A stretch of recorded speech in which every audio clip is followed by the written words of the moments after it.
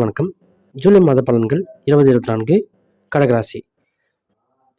செவ்வாய், சந்திரன், சுக்கிரன், சூரியன், புதன் இந்த 5 கிரகங்களோட கோச்சார பலன்கள் தான் கடகராசிக்கு ஜூலை மாதத்துல என்னென்ன தரப்போகுது அப்படின்ற பார்க்க போறோம். ஏன்னா ராகு, சனி, குரு, கேது இந்த 4 கிரகங்கள் ஒரு வருஷத்துக்கு ஒரு வாட்டி தான் மாறும். அவங்களோட பலன்களை நம்ம கடகராசிக்கு ஆல்ரெடி பார்த்துட்டோம். ஸோ ஜூலை மாதத்துல அவங்க அதே இடத்துல தான் இருக்க போறாங்க, பெருசா மாற போறதில்ல. அதனால செவ்வாய், சந்திரன், சுக்கிரன், சூரியன், புதன் இவங்க 5 கிரகங்கள் தான் மாதம் 15 நாளுக்கு ஒரு வாட்டி மாறக்கூடிய கிரகங்கள்.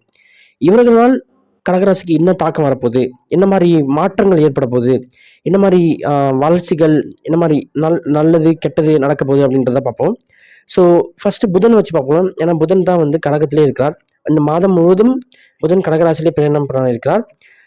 அவரால் கல்வி சார்ந்த பயணங்கள், வெளியூர் போகிறது, வியாபாரம் சார்ந்த பயணங்கள், அதே மாதிரி பிஸ்னஸ் பண்ணுறவங்க புதிய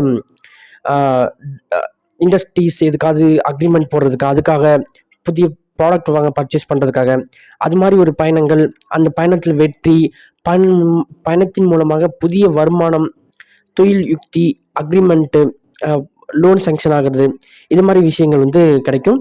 அதே மாதிரி கல்வி படிக்கக்கூடிய கடகராசிக்காரர்களுக்கு இந்த மாதம் கல்வியில் ஒரு முன்னேற்றம், ஒரு புதிய விஷயத்தை கற்றுக்கிறது, அது மாதிரி விஷயங்கள் ஏற்படும்.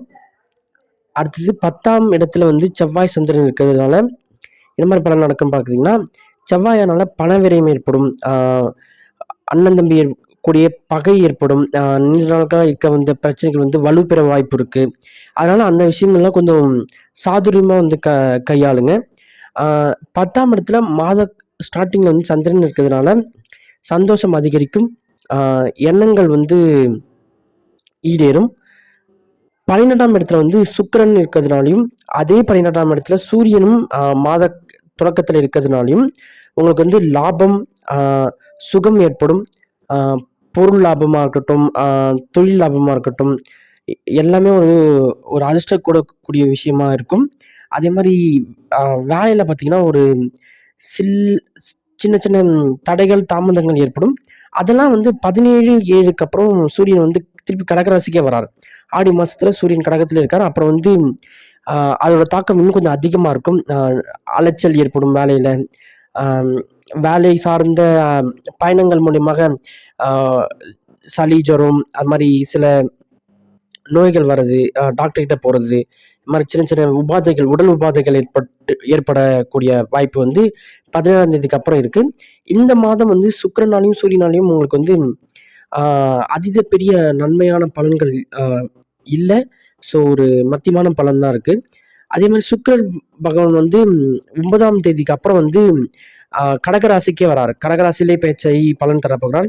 அதனால உங்களுக்கு தன லாபம், சுகம் அதிகரிக்கும். மனைவி மூலமாக ஒரு சுகத்தையும், வீடு, வாகனம், இதன் மூலியமாக ஒரு தன லாபத்தையும் நீங்க